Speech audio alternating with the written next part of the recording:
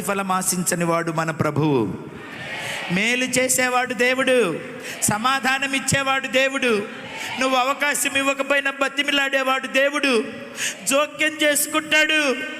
నమ్మిన వాళ్ళు మోసం చేసి నిన్ను లూటీ చేస్తే నువ్వు నమ్మకపోయినా నీకు నమ్మిక పుట్టిస్తాడు ఆయన వాక్యం ద్వారా, సాక్ష్యాల ద్వారా, దైవజనుల ప్రసంగాల ద్వారా నీ జీవితంలో నమ్మిక పుట్టిస్తాడు.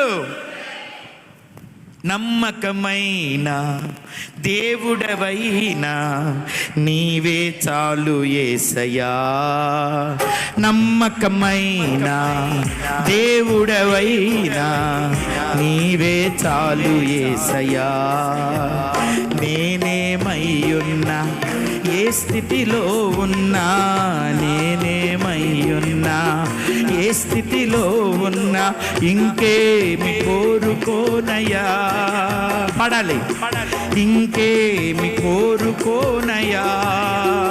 నమ్మకమైన దేవుడవైనా నీవే చాలు యేసయ్యా. ఆప్తులైన వారే హాని చేయ చూసిన